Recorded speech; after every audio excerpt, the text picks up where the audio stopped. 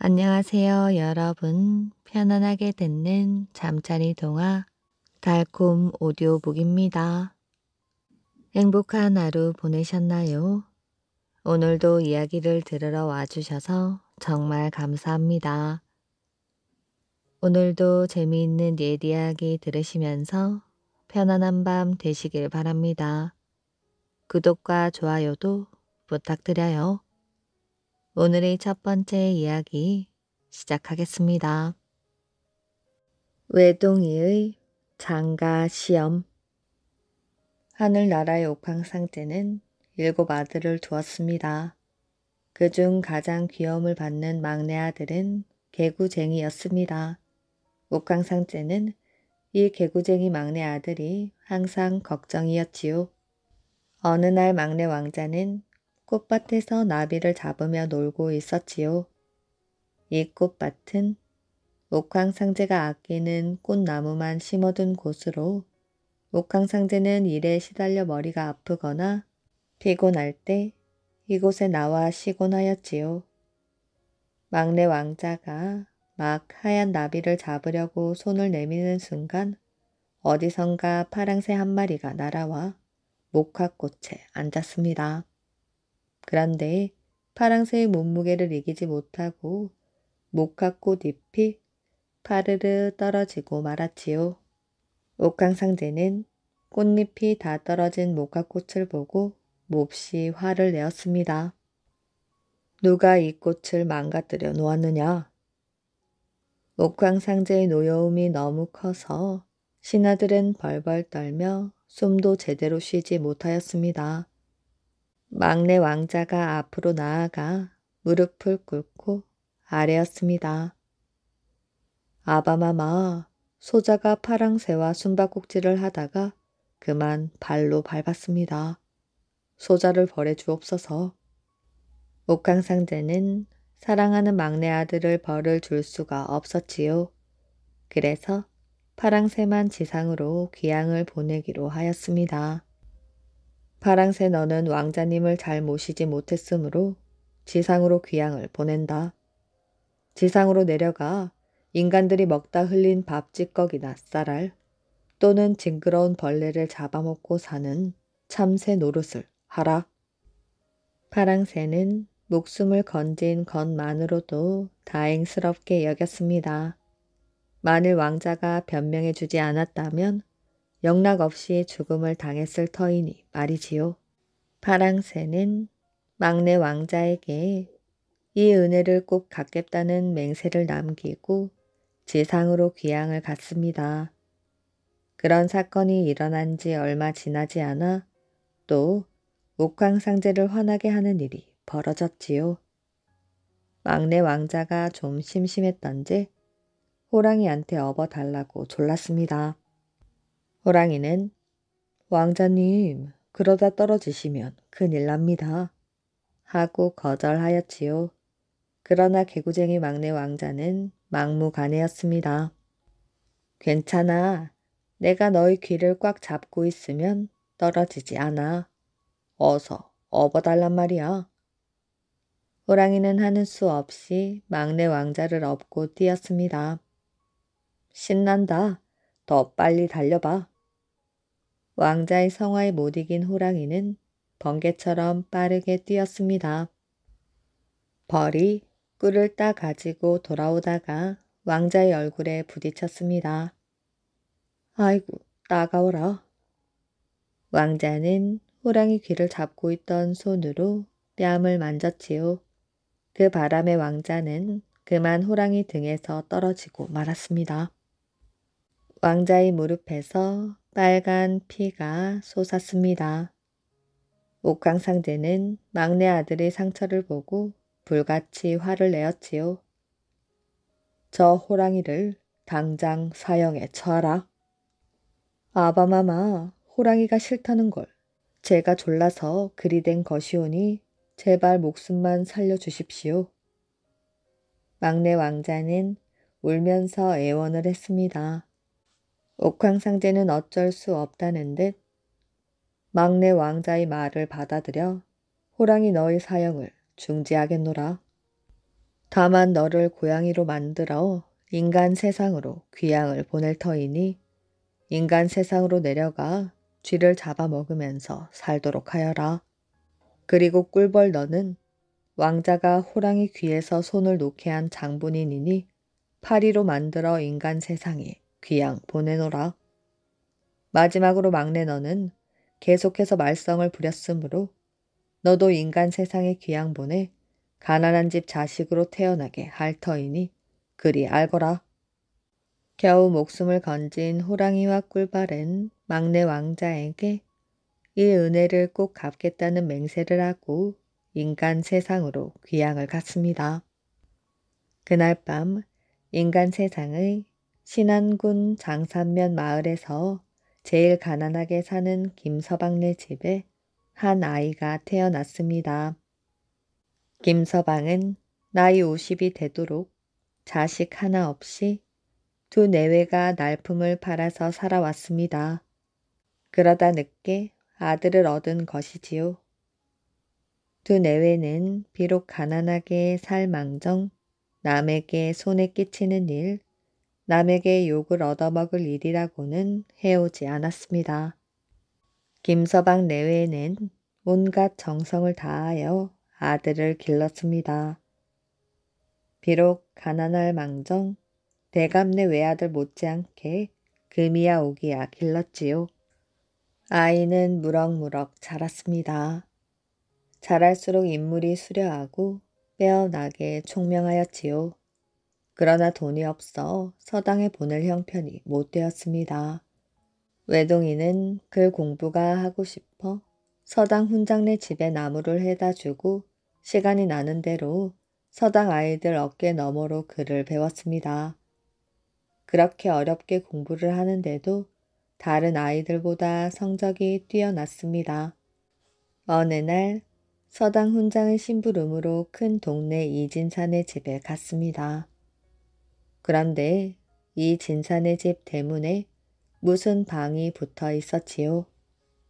나의 무남 동료가 인물이 아름답고 성격이 유순하며 그 총명함이 놀랍도다. 사윗감을 구하노니 원하는 자는 3가지 시험에 응하라. 3가지 시험을 모두 통과한 선비를 내 사위로 삼겠노라. 하는 글이 쓰여 있었습니다. 외동이는 이 진산의 집 마당으로 들어가다가 언뜻 별당으로 들어가는 아가씨를 보았지요. 마치 한 송이 꽃처럼 그 자태가 우아하고 기품이 있어 몹시 아름다웠습니다. 저 아가씨가 이진사의 따님이 모양이구나. 그러고는 그 아가씨의 자태에 홀린 듯 마당에 서 있었습니다. 당신도 시험을 치르러 왔소.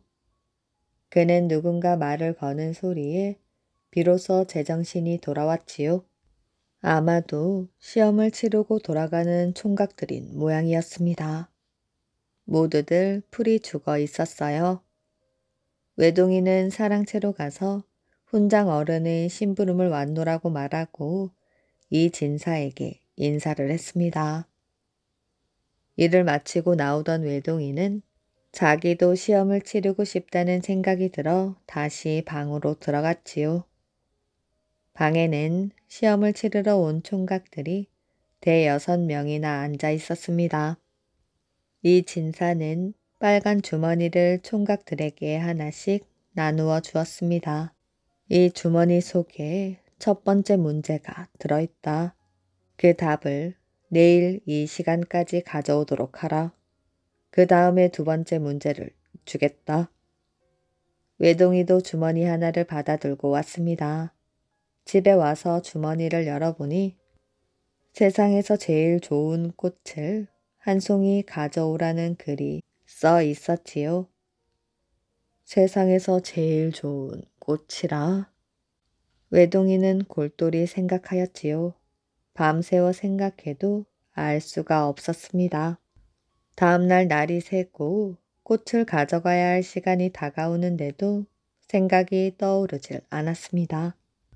그때 참새 한 마리가 짹짹짹 울면서 외동이의 머리 위를 세 바퀴 돌더니 어딘가로 날아갔다가 외동이의 집신 앞에 꽃 한 송이를 떨어뜨리는 것이었습니다. 외동이는 시간이 다급하여 다른 생각을 할 겨를이 없었습니다. 그 꽃을 들고 다른 박질쳐 이 진산의 집으로 갔지요. 이미 다른 총각들은 꽃 한 송이씩을 들고 와서 앉아 있었습니다. 외동이가 막 방으로 들어서자 이 진사가 나와 그래, 꽃들을 가져왔느냐 하고는 한 사람씩 가져온 꽃을 내놓으라고 하였지요. 난초꽃, 모란꽃, 매화꽃, 국화꽃을 내놓았습니다. 외동이가 가져온 꽃은 목화꽃이었지요. 화려한 꽃들 속에 놓인 목화꽃은 수수하여 오히려 눈에 띄었습니다. 너는 왜 이 목화꽃이 가장 좋은 꽃이라고 생각하느냐? 이진사가 목화꽃을 집어들며 물었습니다. 목화꽃은 꽃 모양이 소담하여 착하게 생겼고 꽃이 진 다음에는 목화송이가 또 꽃처럼 하얗게 피어나 두 번 피는 꽃입니다. 뿐만 아니라 그 하얀 목화송이는 우리들이 입는 옷의 원료가 되니 얼마나 좋은 꽃입니까? 이 대답을 들은 이진사는 매우 기뻐했습니다. 대답을 들은 이진사는 두 번째 시험 문제가 된 파랑색 주머니를 외동이에게 주었습니다. 지난번 시험은 지혜를 묻는 문제였다. 이번 시험은 용기를 묻는 문제이니 잘 풀어보도록 하여라. 집으로 들어온 외동이는 파란 주머니를 열어보았습니다. 호랑이 눈썹 하나를 뽑아오라. 그런 글이 써 있었지요. 외동이는 또 걱정이 되었어요. 내가 어떻게 그 무서운 호랑이 눈썹을 뽑아올 수 있겠는가? 장가를 들려다가 죽는 것은 아닐까? 그렇다고 여기서 물러날 수도 없지 않나? 밤을 새워 걱정을 하느라고 잠 한숨 못 잔 외동이는 다음 날도 팔베개를 하고 누워 걱정을 하고 있었습니다. 그때 외동이의 손에 턱을 받치고 졸고 있던 고양이가 슬그머니 일어나 기지개를 켜더니 밖으로 나갔습니다. 고양이는 집을 나와 산으로 올라갔지요. 뱀이산 중턱에 호랑이 굴이 있고 마침 호랑이가 새끼를 낳았습니다. 고양이는 살금살금 호랑이 굴로 들어가 새끼들 틈에 섞여 누웠습니다. 어미 호랑이는 사냥을 나갔는지 굴 안에 없었지요. 한참 후에 어미 호랑이가 들어왔습니다. 새끼 호랑이들은 어미 호랑이의 젖을 먹으려고 왔다 갔다 부산을 떨었지요. 어미 호랑이가 새끼의 수를 헤아려 보려고 해도 왔다 갔다 서두르는 동에 헷갈려 셀 수가 없었습니다. 에라 모르겠다. 어미 호랑이는 귀찮았는지 젖을 새끼들에게 맡기고는 벌렁 누웠습니다. 어미 호랑이는 새끼들에게 젖을 물린 채 스르르 잠이 들었지요. 고양이는 그 틈에 어미 호랑이의 눈썹을 하나 뽑아 들고 줄다름쳐 집으로 왔습니다. 고양이가 구해다 준 호랑이 눈썹을 들고 외동이는 이진산의 집으로 갔습니다. 이진산은 너무너무 기뻤지요. 지혜롭고 용맹스러운 사윗감이 나타났기 때문입니다. 그러나 또한 문제가 남아 있었어요. 마지막 문제는 신부감이 직접 내기로 되었습니다. 이 세상에서 제일 질긴 것이 무엇인가요? 외동이의 머릿속에 쇠 가죽, 배 닷줄 이런 것들이 떠올랐지요. 그때 어디선가 웽하는 소리를 내며 파리 한 마리가 날아와 방 바닥에 앉더니 몸으로 무슨 글자를 쓰며 돌아다녔습니다. 다 쓰고는 또 웽하는 날개의 소리를 내며 날아갔지요. 외동이는 자신의 찬 목소리로 대답하였습니다. 이 세상에서 새 가죽보다 질기고 배 닷줄보다 질긴 것은 부부의 정입니다. 평생을 살아도 닳지 않고 날마다 새록새록 끈질기게 이어져 무덤까지 이어지고 자손 만대까지 이어집니다. 이 진사는 가만히 앉아 있다가 외동이 대답이 끝나기도 전에 손을 덥석 잡았습니다. 합격이네. 내가 바라던 훌륭한 사위감일세. 외동이는 이진사의 사위가 되어 평생 동안 부인과 금실 좋게 살았습니다. 자손이 번창하여 한 마을을 이루었고 대대로 이어져 오늘날에도 살고 있고 먼 미래에도 살아갈 것입니다. 왕을 피해 도망간 공주. 공주마마, 조금만 쉬어가면 안 될까요? 앞서 걸어가는 공주를 붙들고 유모가 숨을 몰아쉬며 말하였습니다. 미안하오 유모, 많이 힘들지? 내가 급한 마음에. 아니옵니다 마마. 이 늙은 것이 기력이 다해. 괜히 마마께 폐를 끼쳐드려서 그저 송구할 뿐입니다. 공주는 그렇게 말하는 유모의 손을 잡고 근처 바위에 기대어 앉았습니다. 이렇게 행선지도 없이 마냥 걸어갈 수는 없는 노릇인데. 마마, 잠시만 기다리시면 제가 어디 묵을 곳을 찾아보겠습니다. 그때 마침 지게를 지고 산에서 내려오던 젊은이가 두 사람을 발견하고는 잠시 머뭇거리다가 가까이 다가왔습니다. 제가 참견할 일은 아닐지 모르나 이곳 사람이 아닌 듯한데 누구를 찾아오셨습니까? 어쩌다 길을 잃어 이곳까지 왔소이다. 이제 날도 저물어 가는데 이 근처에 어디 하룻밤 묵을 곳이 없겠소? 유모는 젊은이를 유심히 살펴보며 물었습니다. 여기서 마을까지 가려면 한참을 더 가야 하는데 괜찮으시면 저희 집에서라도 하룻밤 묵어 가시지요. 말하는 품이나 행동 거지가 산에서 나무나 하고 사는 여느 나무꾼과는 다른 젊은이였습니다. 유모는 곧장 공주를 모시고 젊은이를 따라 나섰지요. 젊은이의 집은 산 기슭에 있는데 방 안에는 서책들이 한쪽 벽면을 가득 메우고 있었습니다. 젊은이는 두 사람을 방으로 안내한 후 서둘러 밥을 지어 상을 차려 내왔지요. 혼자 살고 있어 그다지 먹을 만한 것이 없소이다.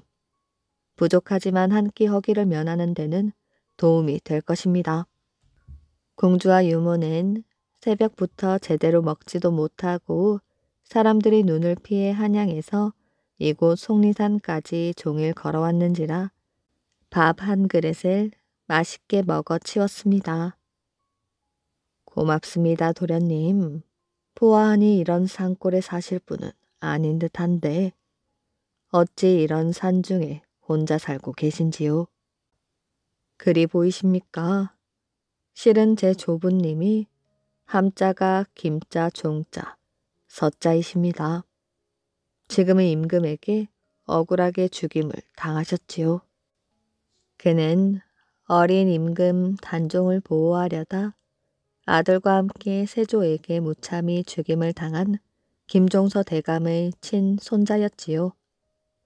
그로 인해 집안은 풍비박산이 나고 저 혼자서만 이곳까지 피신해 온 것입니다.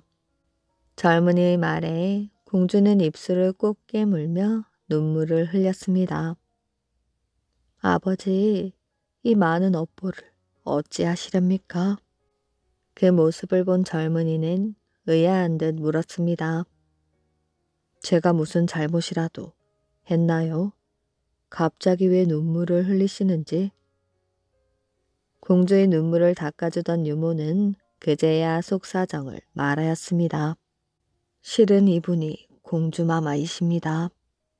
그런데 그만 전하의 노여움을 사서 공주는 천성적으로 품성이 착하고 마음씨가 고왔습니다. 그녀는 아버지 세조가 무자비하게 왕위를 찬탈하고 그것도 모자라 나이 어린 단종을 죽이려 하자 그냥 지켜볼 수가 없었지요. 아바마마, 어찌 어린 조카를 죽이려 하십니까? 이는 혈육 안에 있을 수 없는 일이옵니다. 부디 통촉하옵소서 마마. 공주가 피눈물을 토하며 간청하였지만 세조는 오히려 공주를 나무랐습니다. 네가 관여할 일이 아니니 썩 물러가거라. 아바마마, 자식된 도리로서 그릇된 일을 하시는 아버지를 어찌 그냥 두고 볼 수 있단 말입니까? 제발 소녀의 말을 저버리지 말아주십시오. 매일같이 공주의 간언은 계속되었고 진노한 세조는 마침내 공주에게 무거운 벌을 내릴 생각까지 하게 되었습니다. 일이 이렇게 되자 불안한 사람은 정의왕후였지요. 세조와 공주 사이에서 어찌할 바를 모르고 있었던 차에 공주가 목숨까지 잃을지 모른다고 판단한 정의왕후는 조용히 공주의 유모를 불렀습니다. 지금 공주의 앞날을 누구도 장담할 수 없으니 당분간 네가 공주를 데리고 멀리 피신해 있도록 해라. 정의왕후는 약간의 폐물을 챙겨 공주와 유모를 몰래 대궐 밖으로 내보내고 세조에게는 공주가 급작스레 죽었다고 말했습니다. 유모의 말을 들은 젊은이는 사뭇 비탄에 잠긴 어조로 말하였지요. 어쩐지 처음 뵙기에도 예사분이 아니라고 느꼈는데 그런 사연이 있었군요. 이 무슨 기이한 인연인지 알 수 없으나 갈 때를 정하실 때까지 저희 집에서 편히 지내십시오. 공주는 아무 말 없이 그저 고개만 숙이고 앉아 있었습니다. 유모는 젊은이에게 감사의 뜻으로 가지고 있던 폐물을 내밀었습니다. 고맙습니다. 이것으로 보답이 될지 모르나 부디 사양치 말고 받아주십시오. 이런 귀한 폐물을 내놓았다가는 금방 신분이 들통날지 모릅니다. 나중에 세상이 잠잠해지면 그때 받도록 하겠습니다. 그날부터 젊은이 집에서 살게 된 공주와 유모는 부족한 생활이었지만 평화로운 나날을 보냈습니다. 공주는 무엇보다 젊은이가 학문의 조예가 깊고 인품 또한 훌륭하여 점차 마음에 끌렸습니다.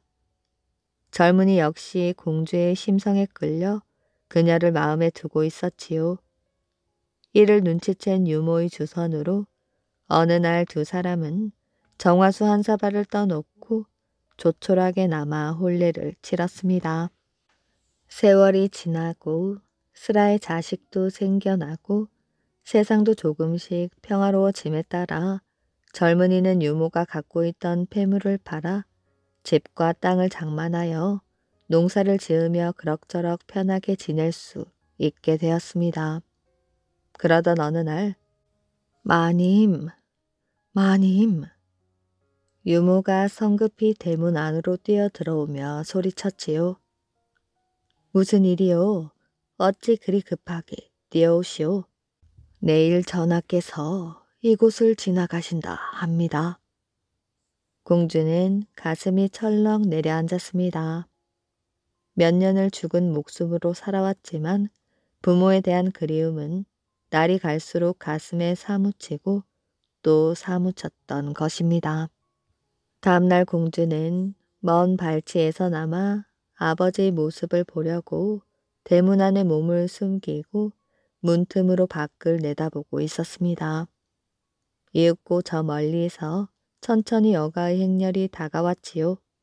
그런데 웬일인지 공주의 집 앞에 이르러서 그 행렬이 멈추더니 세조를 수행하던 한 신하가 집 앞에서 놀고 있는 공주의 아이들을 세조에게 데리고 가는 것이었습니다. 멀리서 보기에도 자신을 닮았다고 생각하여 데려오라고 명했던 세조는 아이들을 가까이서 보고는 더욱 기이하다는 듯이 말했습니다. 참으로 나를 많이 닮았구나. 내 눈이 잘못되었는가? 아니옵니다, 전하. 정말 신기한 일이옵니다. 세조가 아이들의 얼굴을 이리저리 살피며 매만지는 모습을 본 공주는 차마 터져 나오는 울음을 참을 수가 없었습니다. 갑작스러운 울음소리에 세조는 두리번거리며 신하에게 물었지요. 이게 웬 울음소리인고? 신하도 영문을 몰라 주위를 살피는데 공주의 아이들 중 큰 아이가 대답하였지요. 우리 어머니 울음소리입니다. 네 어머니의 울음소리? 문득 이상한 생각이 든 세조가 아이들의 집으로 들어갔습니다. 무슨 연유로 그리 우는 것이야? 한동안 말을 잇지 못하고 눈물만 흘리던 공주가 천천히 고개를 들어 세조를 바라보았습니다. 아니, 넌? 아바마마, 소녀 지난날 아바마마의 노여움을 피해 이곳으로 도망을 와 이렇게 살고 있습니다. 이 불효 자식을 용서하십시오, 아바마마. 세조는 얼른 다가가 바닥에 엎드려 흐느끼는 공주를 품에 안았습니다. 난 이제껏 네가 죽은 줄로만 알았다. 모든 것이 다 이 죄 많은 아비의 허물이니라. 이 아비가 잘못했다. 세조는 방으로 들어가 못다한 이야기를 나누었습니다.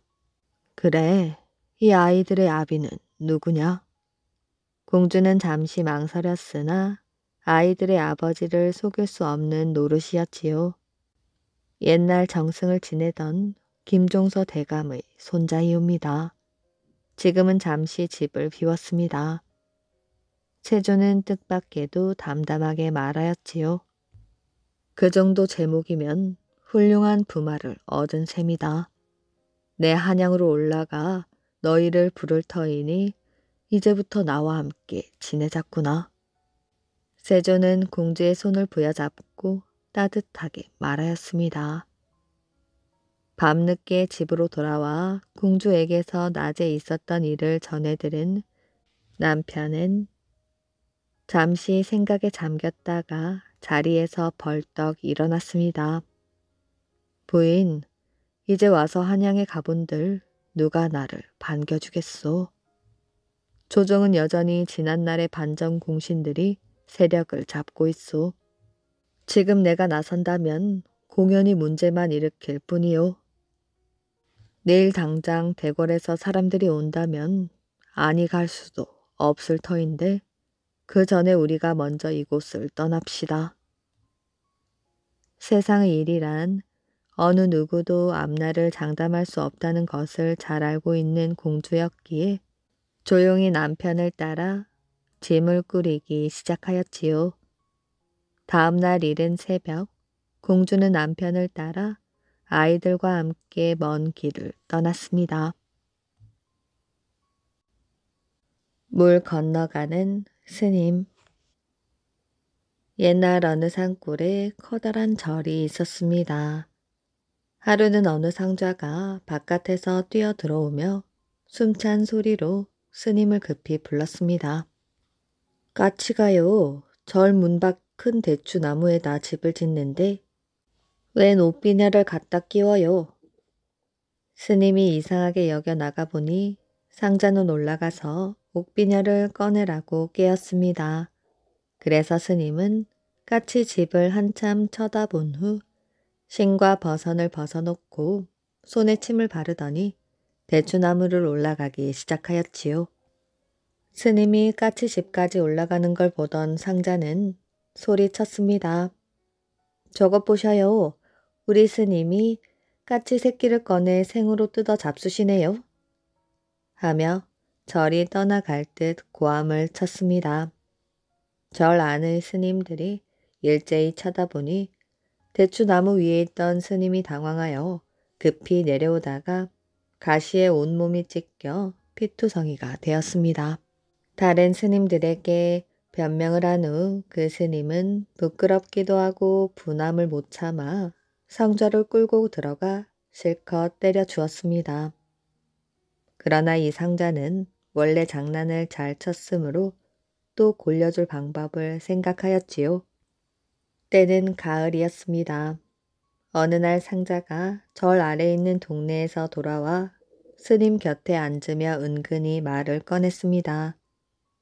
저 아랫마을 주막집에 젊은 과부가 하나 살지요.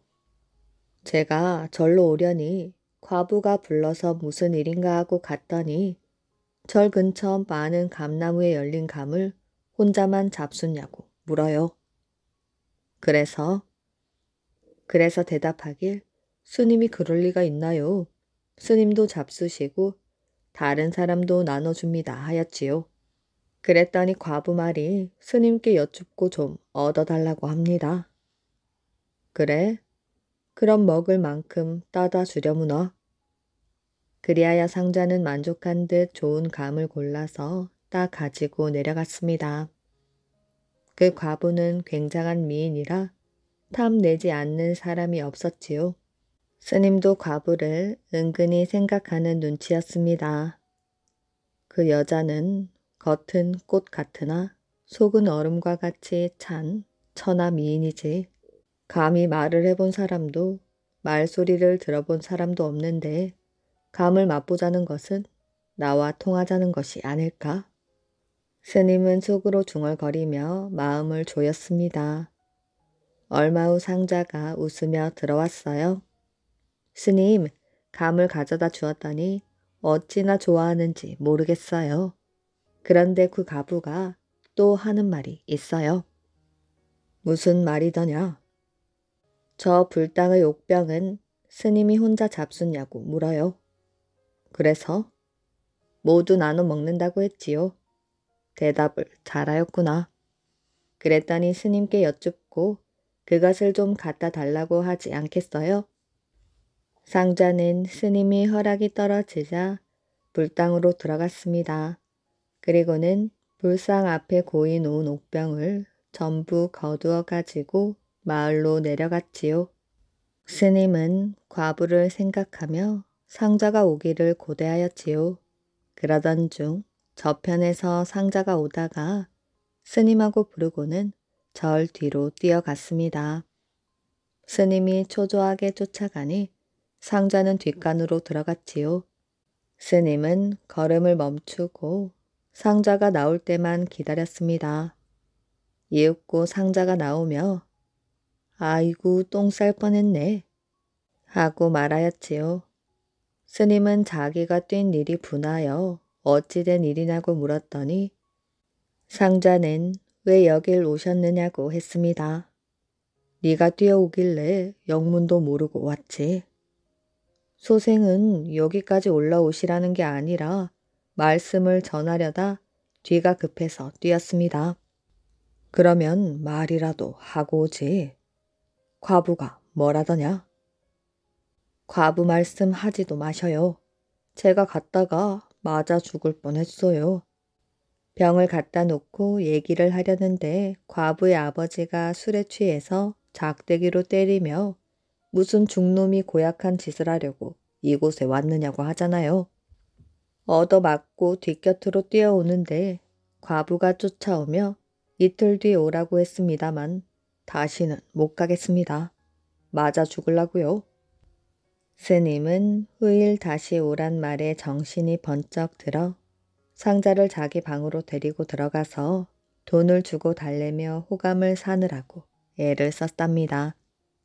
상자는 그날 돈을 많이 타 가지고 마을에 내려가 놀다 돌아와서 스님을 가만히 불렀지요. 스님, 과부가 말하길 스님께 신세를 많이 졌다고 하면서 한번 조용한 곳에서 만나자고 해요. 어느 날 만나자고 하더냐? 모레 저녁에 스님더러 자리를 정하라고 하던데요. 그리하여 절 뒷방에다 장소를 정하고 상자는 마을로 내려가 과부에게 말하였습니다. 소인이 본래 가슴 통증이 있는데 의원에게 물으니 아낙네의 신짝을 따뜻하게 해서 대면 낫는다기에 헌 신짝을 얻으러 왔습니다. 하고 청하였지요. 과부는 버릴 신짝은 없고 지금 신는 것을 줄 터이니 어서 병이나 나으셔요. 라고 대답하였습니다. 상좌가 신을 들고 방문 앞으로 기어와 있으니 방 안에서 스님의 소리가 들렸습니다. 과부가 오고 있다. 민 과부가 오고 있지. 저 과일을 내가 권하면 그녀가 나에게도 권하고 내 요구도 들어줄 테지. 하고 신이 나서 중얼거리는 소리가 들렸지요. 그때 상자가 문을 벌컥 열고서 다 틀렸어요. 다 틀렸어. 하였습니다. 스님이 영문을 몰라 하니 상자가 물었습니다. 과부가 오다가 스님이 중얼거리는 것을 듣고 여러 사람이 논다고 대단히 노하고 돌아가는 것을 붙잡지 못하고 신짝만 주워가지고 왔어요. 하고 신짝을 보였습니다. 다 잘된 일이었는데 모두 스님의 탓입니다. 하며 스님을 원망하였지요. 이를 듣고 있던 스님은 큰 실수나 한 듯이 이놈의 주둥아리 몽둥이로 때리거라 하고 얼굴을 상자 앞으로 내밀었습니다. 이것을 본 상자는 옳소이다 하며 옆에 있는 목침으로 갈기니 스님의 이가 몽땅 빠져버렸지요. 상자는 여지껏 잘 속였으나 앞으로도 계속해서 스님을 속일 궁리를 하였지요. 어느 날 스님에게로 가서 아랫마을 과부가 말씀 좀 전해달라고 해요. 지난번 왔다가 스님이 혼자 말씀하신 것인 줄 모르고 그냥 간 것이 미안하다고 다시 뵙도록 해달라고 하던데요. 어떻게 만나자고 하든. 이번에는 자기가 조용한 예쁜 내로 처소를 정했으니 이 약을 잡수시고 오시래요. 이 약은 왕성한 약이랍니다. 스님은 1초가 새롭게 고대하다가 먼저 가서 기다리고 있었는데 이상하게 배가 꿈틀거리더니 설사가 날 듯 하였습니다. 참다 못해 무릎을 꿇고 발 뒤꿈치로 변구를 괴고 있는데 과부가 문을 열고 들어오다가 사람이 들어오는데 이상하게 앉아서 일어나지도 않아요. 하며 스님을 두 손으로 밀었습니다. 자빠진 스님은 똥을 빠락 싸고 고개도 못 든 채 기어 나왔습니다. 설사가 나온 까닭은 상자가 약이 아니라 날 콩가루를 주었기 때문이었지요. 그걸 물과 마시면 당장 설사가 나는 것이었습니다. 스님은 겨우 자기 방으로 들어와서 이놈의 배에 하며 주먹으로 자기의 배를 때렸지요. 이 스님처럼 자기의 양심에 어긋나는 욕심을 억지로 채우려다 가는 곳마다 봉변을 당하는 것을 가리켜 물 건너는 중이라 불렀다고 합니다. 아기 돌보는 호랑이. 옛날 어느 시골 마을에 시아버지와 며느리와 손주 둘이 이렇게 네 식구가 사는 집이 있었습니다. 시아버지가 늙어서 기운이 없으니 며느리가 일을 다 하였지요. 며느리가 산에 가서 나무를 해다가 장에 갖다 팔아서 그 돈으로 양식도 사고 옷도 사고 하여 근근히 살았습니다. 며느리가 나무하는 동안에 할아버지는 손주들을 데리고 집을 보고 이렇게 살았습니다. 며느리가 어찌나 효성이 지극한지 자기는 끼니를 걸러도 시아버지 밥상에는 하루도 거르지 않고 고기 반찬을 올리고 자기는 해진 옷을 입고 다니면서도 시아버지에게는 늘 좋은 옷을 입혀드렸지요. 하루는 시아버지가 국에 넘어 이웃 마을 잔치집에 가게 되었습니다. 며느리는 아이들을 재워놓고 산에 나무를 하러 갔지요. 나무를 한 짐 해다 팔아서 양식을 사 가지고 와서 저녁밥을 지어놓고 시아버지를 기다렸습니다. 그런데 해가 저물어도 아버지가 안 오셨지요. 날은 점점 어둑해지는데 아무리 기다려도 시아버지가 안 오니 며느리가 마중을 나갔습니다. 아기 하나는 재워놓고 하나는 등에 업고 마중을 나갔지요. 동네를 벗어나서 고개를 올라갔습니다. 깊은 산골이라 밤이 되면 산 짐승이 많이 나왔지요. 여기저기서 산짐승 우는 소리가 들렸습니다. 며느리는 그래도 시아버지 걱정이 되어 자꾸만 고개를 올라갔지요.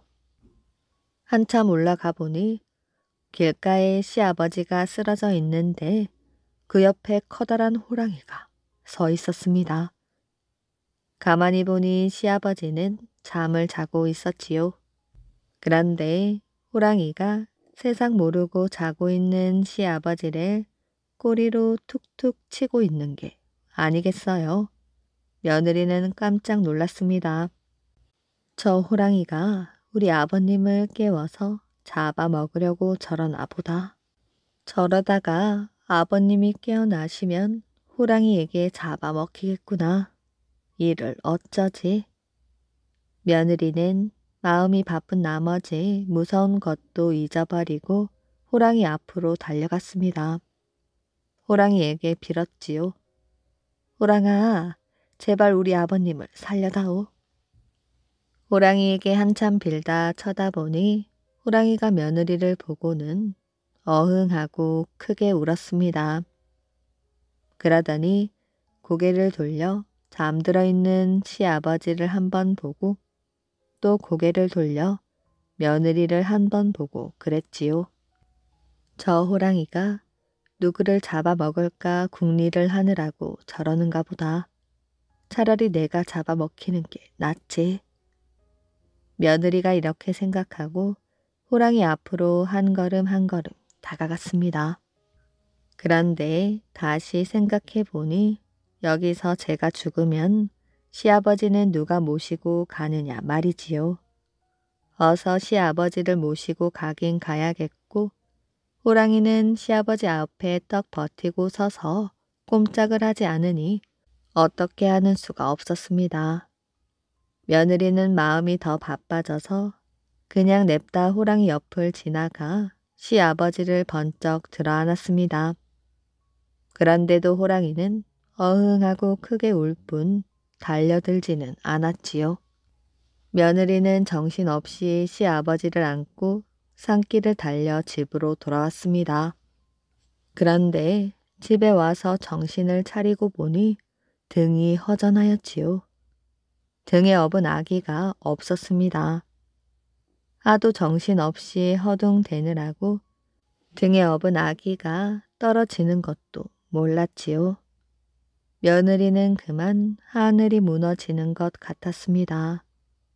뒤늦게 시아버지도 잠에서 깨어 손주가 없어진 것을 알고는 땅을 치고 울었습니다. 이 못난 늙은이 때문에 내 귀여운 손주를 잃었구나. 틀림없이 호랑이가 잡아먹었을 테니 이 일을 어쩌면 좋으냐. 시아버지도 울고 며느리도 울고 이렇게 둘이서 밤새도록 울었지요. 그런데 다음날 새벽녘에 날이 부옇게 셀 무렵인데 밖에서 호랑이 울음소리가 들렸습니다. 저놈의 호랑이가 내 손주를 잡아먹고 또 누굴 잡아먹으려고 온 것이야. 차라리 이 늙은이를 잡아먹어라. 시아버지가 밖으로 나가려고 하는 걸 며느리가 억지로 말렸습니다. 아버님은 가만히 계십시오. 제가 나가보겠습니다. 며느리가 밖으로 나가보니 호랑이가 나지막하게 어흥하고 한 번 울더니 등을 돌려 산 쪽으로 슬금슬금 가는 것이었어요. 조금 가다가 뒤를 돌아보고 또 조금 가다가 뒤를 돌아보고 그렇게 하는 것을 보니 따라오라고 그러는 것 같았지요. 그래서 며느리가 호랑이를 따라갔습니다. 호랑이가 고개를 하나 넘어 골짜기로 내려가기에 또 따라가 보았지요. 골짜기에 이르니 거기 뻥 뚫린 바위굴이 있었는데 그 호랑이가 그리로 들어갔습니다. 며느리가 따라 들어가 보니 이게 웬일이겠어요? 호랑이 굴 속에 아기가 있는 것이 아니겠어요? 아기가 깔깔 웃으면서 호랑이 새끼들과 어울려 놀고 있단 말이지요. 그러니 어젯밤 떨어뜨린 아기를 호랑이가 제 굴에 데려다 놓은 것이었습니다. 며느리가 그제서야 사정을 다 알고 호랑이에게 고맙다고 저를 자꾸 했습니다. 그리고 아기를 데리고 집으로 가려 하니 호랑이가 등을 돌려대고 꼬리를 살랑살랑 흔들었지요. 등에 타라고 그러나 보다 하고 호랑이 등에 올라탔더니 집까지 잘 데려다 주었습니다. 호랑이 등에 며느리와 아기가 타고 아주 사이좋게 집까지 왔다는 이야기입니다. 내 식구는 그 뒤로도 오래오래 잘 살았답니다. 다람쥐를 찾아간 짐승. 어느 아름다운 동산에 꿩과 비둘기와 까치가 의좋게 살고 있었습니다. 그런데 이해 따라 흉년이 들어 먹을 것이 없었지요. 새 짐승은 한 자리에 모여 앉아 머리를 맞대고 의논하였습니다. 다람쥐를 찾아가요. 그 집은 해마다 먹고 남을 만큼 양식을 곳간에 채워두니까요. 그거 좋겠네. 그럼 힘센 내가 갔다 오지. 꿩이 선뜻 나섰지요. 꿩은 날기도 하고 기기도 하여 다람쥐네 집 앞에 이르렀습니다. 구수하고 맛있는 냄새가 문 밖까지 흘러나와 코를 찔렀지요. 그런데 꿩은 늘 다람쥐를 자기보다 작다고 업신 여겨왔습니다. 그래서 문 밖에 떡 버티고 서서 다람쥐를 불렀지요. 다람쥐 있나? 꿩 나으리가 왔으니 어서 냉큼 나오게. 먹을 것을 좀 내놓으라고. 부엌에서 불을 떼던 섹시 다람쥐가 이 말을 들으니 화가 났습니다. 어떤 놈이 건방지게 문 밖에서 반말을 하는 것이야. 섹시 다람쥐는 문을 벌컥 열고 나오며 뻘겋게 단 집게로 꿩의 뺨을 때렸지요. 남에게 먹을 것을 얻으러 와서 하는 말버릇이 그게 뭐야? 곳간에 아무리 양식이 차고 넘쳐도 너 줄 것은 없어. 섹시 다람쥐는 이렇게 쏘아붙이고 안으로 들어갔습니다. 꿩은 한마디 대꾸도 못하고 얻어맞은 뺨을 어루만지며 돌아왔지요. 그래서 지금도 꿩의 뺨을 보면 그때 얻어맞은 자리가 시뻘겋게 물들어 있답니다.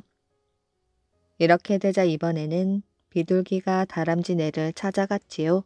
그런데 비둘기도 다람쥐를 업신 여겼으므로 첫 마디부터 거칠었습니다. 다람쥐, 요즘 족제비 밥이 되지 않았니? 용케도 목숨이 붙어 있구먼. 양식을 좀 얻으러 왔으니 내놓게. 섹시 다람쥐가 이 말을 들으니 또다시 화가 났습니다. 이건 또 어떤 놈이야? 섹시 다람쥐는 달려 나오며 집게로 비둘기 머리를 냅다 갈겼습니다. 말버릇이 그게 뭐야? 양식이 남아서 버리면 버렸지. 넣어줄 것은 없어.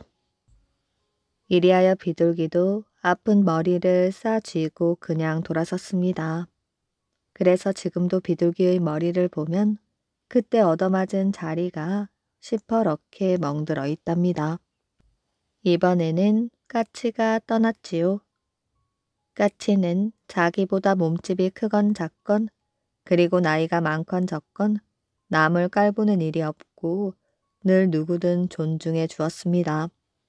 그래서 다람쥐네 집에 가서도 부탁을 하였지요. 언제나 부지런하신 다람쥐 아저씨, 어려운 부탁이 있어 찾아왔습니다. 우리 동산에 흉년이 들어 먹을 것이 떨어진 지 오래입니다. 생각다 못해 도움을 받으려고 왔습니다. 다람쥐 부부는 까치의 말을 듣더니 머리를 끄덕이며 자기 일처럼 걱정해 주었습니다. 그것 참 안 됐군요. 어려울 때에는 서로 도와야지요. 우리는 양식이 넉넉하니 어서 가져가시오.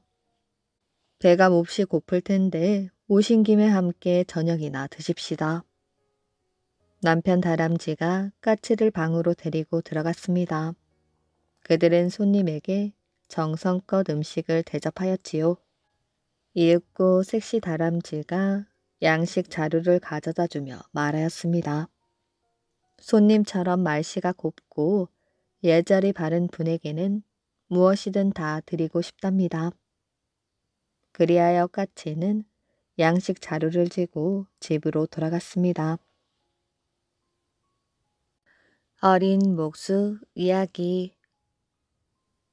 옛날 금강산 정양사 앞들에 약사전을 지을 때 이야기입니다.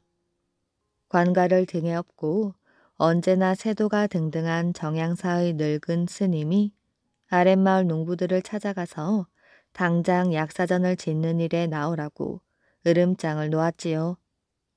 때는 한창 봄철이라 땅을 묵힐 일이 걱정된 농부들은 저마다 바쁜 고비나 좀 넘기고 보자고 간청을 하였습니다. 신령한 부처님을 섬기는데 무슨 잔말들이 이리도 많은고? 늙은 스님은 눈을 부라리며 화를 내었지요. 부처님의 엄한 벌을 받지 않으려거든 두 말 말고 내일 당장 올라오시오. 늙은 스님은 농부들을 위협하고 도끼를 풍기며 돌아갔습니다.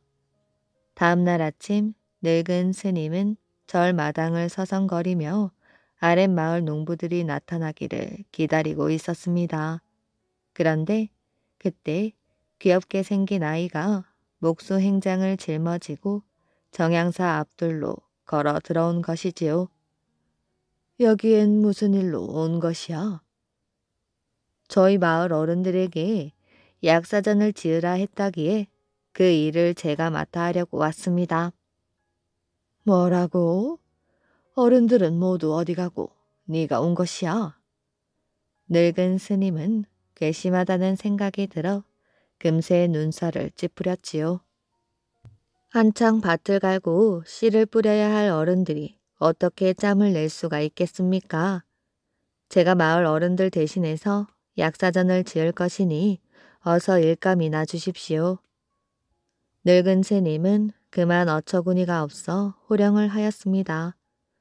이 녀석, 그 일을 장난으로 여기는 것이야? 제가 비록 솜씨는 없지만 맡겨만 주신다면 힘껏 해보겠습니다. 아이는 늙은 스님을 똑바로 쳐다보며 당돌하게 대답하였어요. 늙은 스님은 어안이 벙벙하여 아이를 물끄러미 쳐다보기만 하였습니다. 그때 늙은 스님의 머릿속에 갑자기 엉큼한 생각이 떠올랐지요. 늙은 스님은 흉물스럽게 웃으며 말하였습니다.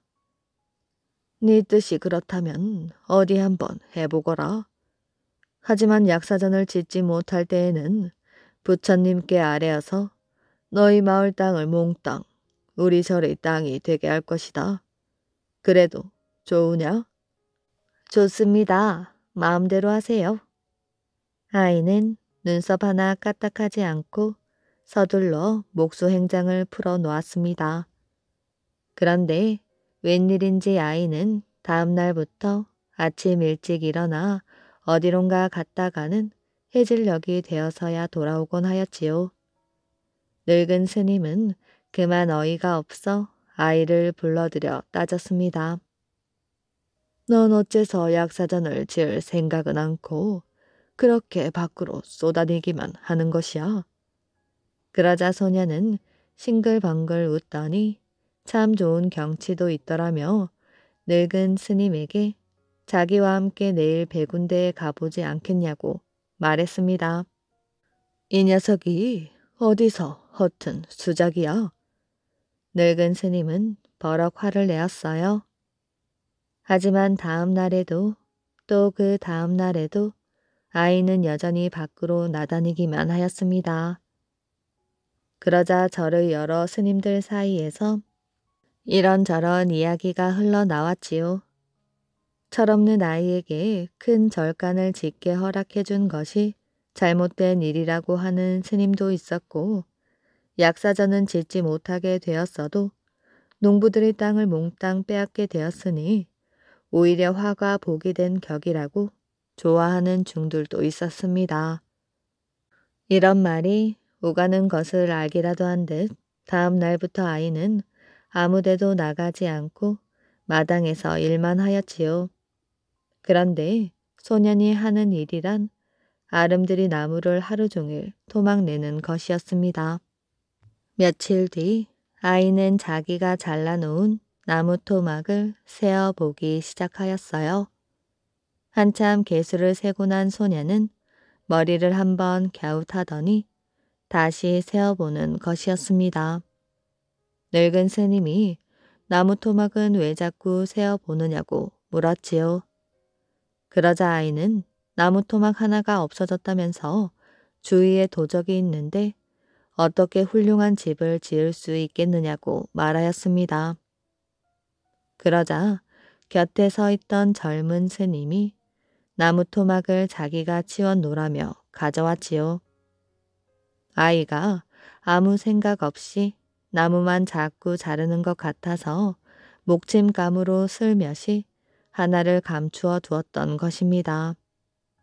그러자 아이는 그 나무 토막은 쓰지 않겠으니 도로 가져가라고 하였지요. 이유는 벌써 그 나무 토막에는 잡스러운 것이 묻었다는 것이었습니다.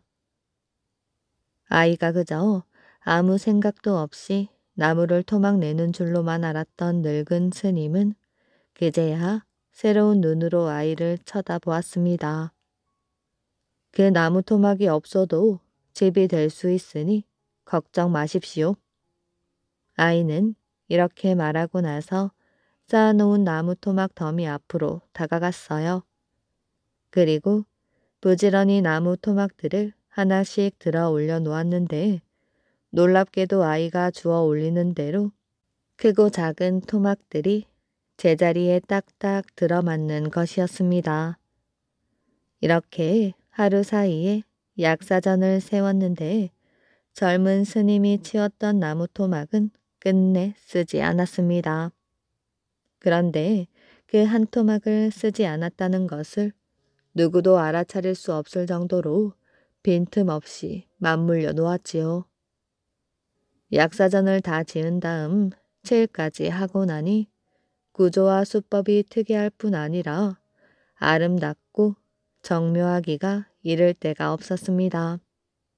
더욱이 들보도 쓰지 않은 건물 지붕 한가운데에 큰 바윗돌을 연꽃 모양으로 다듬어서 모자처럼 척 얹어놓은 대담함에 놀라지 않는 스님들이 없었지요. 스님들은 아이의 뛰어난 솜씨에 탐복하며 모두 입을 쩍 벌렸습니다. 넌 어디서 이런 신비한 재간을 배웠는고? 늙은 스님은 궁금한 듯 물었어요. 그러자 아이는 또랑또랑한 목소리로 대답하였습니다. 저한테 무슨 특별한 재간이 있겠습니까? 여기 와서 만군대에 올라가 사방을 둘러보니 육각집이 떠올랐고 백운대에 올라가니 긴 추녀가 생각났습니다. 또한 중양성의 저녁 노을빛을 구경하며 단청색을 골랐고 구룡폭포의 장엄함을 보면서 대담함을 배웠지요. 그제야 스님들은 아이가 처음에 부지런히 산천 구경을 다닌 까닭을 알게 되었습니다. 약사전을 훌륭히 지어놓은 아이는 스님들의 감탄 소리를 뒤로 한 채 행장을 꾸려가지고 마을로 돌아갔습니다. 오늘의 이야기는 여기까지입니다. 이야기 재미있게 잘 들으셨나요? 오늘도 편안한 밤 되시길 바랍니다.